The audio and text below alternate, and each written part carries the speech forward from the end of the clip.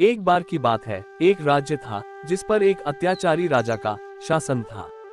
राजा इतना अहंकारी था कि हमेशा खुद की प्रशंसा करता था, अपने अलावा कभी किसी और की प्रशंसा नहीं कर सकता था। एक बार उनके राज्यों में एक साधु आया। साधु की प्रशंसा कुछ ही दिनों में पूरे राज्य में फैल गई। वो बहुत ही दयालु और बुद्धिमान था। लोग उनके पास समाधान पूछने के लिए आते थे और उन्होंने लोगों के प्रश्नों के उत्तर देकर उनकी मदद करता था। जल्द ही साधु की ये खबर राजा के पास पहुंच गई। राजा ने उनसे ईर्ष्या की और राज्य में लोगों के बीच उसे बदनाम करने का फैसला किया। राजा एक योजना के बारे में सोचा। फिर राजा ने ऋषि को महल में आमंत्रित करने के लिए अपने रक्षकों को भेजा। साधु राजा के तरफ से निमंत्रण स्वीकार कर लिया। निर्धारित दिन पर साधु मुस्कुराते हुए महल में आए। राजा ने साधु का स्वागत किया।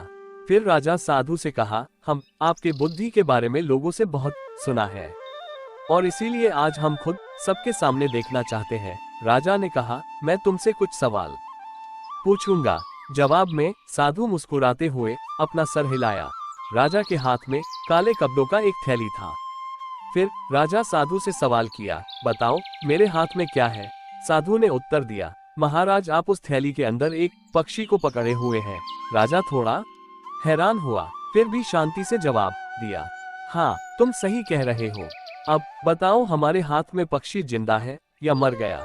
यदि आप एक बुद्धिमान व्यक्ति हैं, तो आप हमारे सवालों का उत्तर देने में सक्षम हो गए। राजा ने ये टिप्पणी की। राजा अपने मन ही मन एक योजना बनाए। अगर साधु कहता है कि पक्षी जीवित है, तो वो पक्षी की गर्दन दबाकर उसे मार देगा और सभी लोगों को यह एक मरा हुआ पक्षी दिखाए, और यदि वो कहता है कि यह एक मरा हुआ पक्षी है, तो राजा पक्षी को जीवित रहने देगा और सभी को दिखाएगा कि यह जीवित है।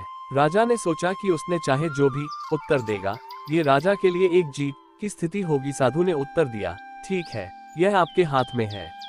आप खुद ये तय कर सकते हैं, ये जीवित है या मृत।